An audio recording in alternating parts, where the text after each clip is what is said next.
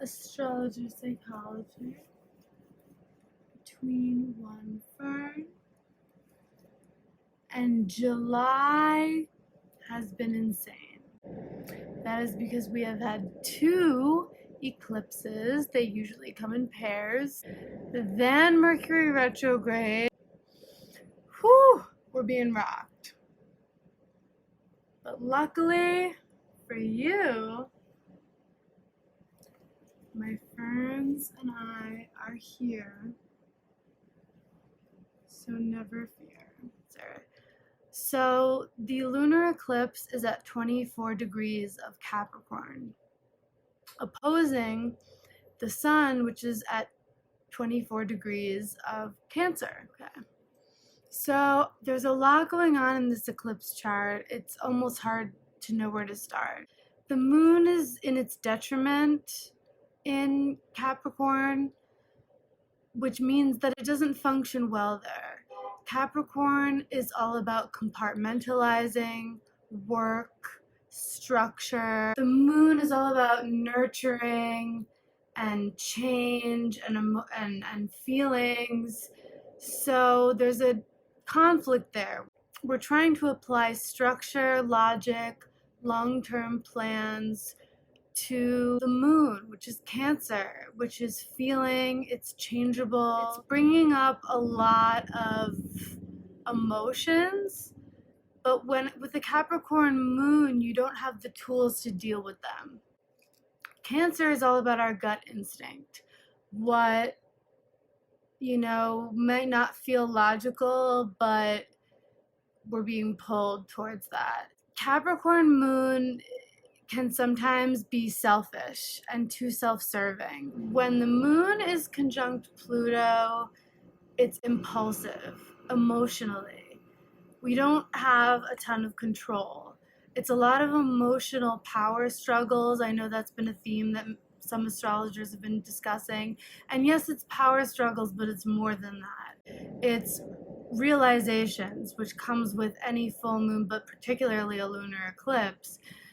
Pluto comes from the depths of our unconscious. To take a Freudian turn upon it, it's our unconscious, it's things we've repressed or ignored about ourselves or convinced ourselves weren't problems, weren't complexes, or just things about ourselves that weren't true. We might suddenly realize with this eclipse are true. And we have a choice with that. Whenever realizations come, we have a choice.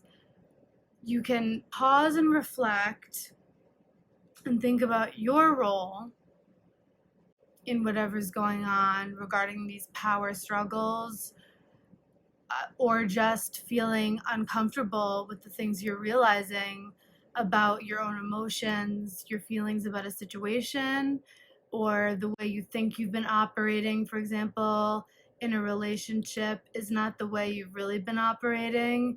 At this time, reactions are heightened. People who want to be control freaks are lashing out more because it's Mercury retrograde in Leo, detriment, square Uranus in its fall in Taurus.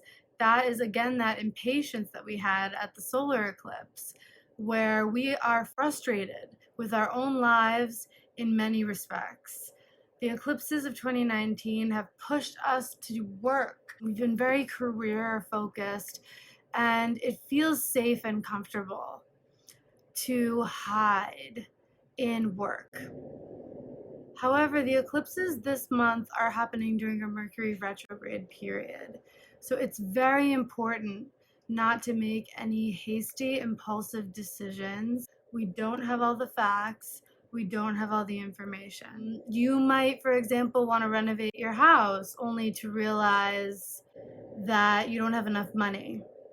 Or you don't have enough money, so you have to move. Or you want a better, bigger, better apartment or house. So you realize that you need to get a better job to fund that. Maybe you're not being paid enough, you're not getting a raise, you have to fight for it.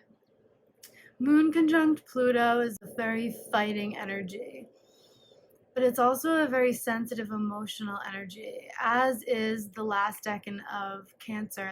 So it's this sort of epic battle in this eclipse between this Capricorn instinct and desire to just throw ourselves into work, pretend the emotions aren't happening, and just be productive and channel it into that, and even isolate. Capricorn is the hermit sign. So Aquarius a little bit too, but not as much as Capricorn. J.D. Salinger was a Capricorn. He lived in a cabin in the woods for God knows how long. But anyway, it's going to bring out your inner control freak. Pluto makes us realize things that are emotional and heavy and charged. It doesn't feel natural to us given the lesson and how much we've been focused on achieving our goals in this very concrete way. All of a sudden, wham bam, all these emotions are coming up. Even though we're insecure now, it's important that we don't lash out just because we're not happy with our career, or we're not happy with our home life, or we're frustrated about something within ourselves in general. But because it's a retrograde period, I would take time to think about this, which will be difficult now because the urge to just cut is so strong.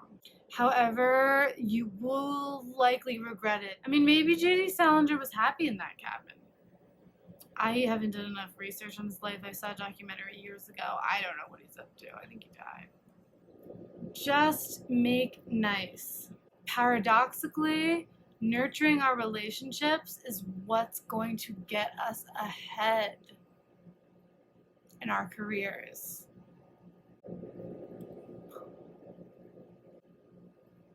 It's true. It's in the chart. And you can't make this stuff up. And neither can the firm. Don't pick any fights. Don't let anyone manipulate you. Don't manipulate anybody. That's more important. Okay, so yeah, J.D. Salinger totally did not like living in that cabin forever. I'm sorry. I don't care. Anywho, just be nice to your fern. Water it, cleanse it, beautify it, purify it. And in doing so, you purify and nourish yourself. Just give it a little TLC. That's what Cancer's all about.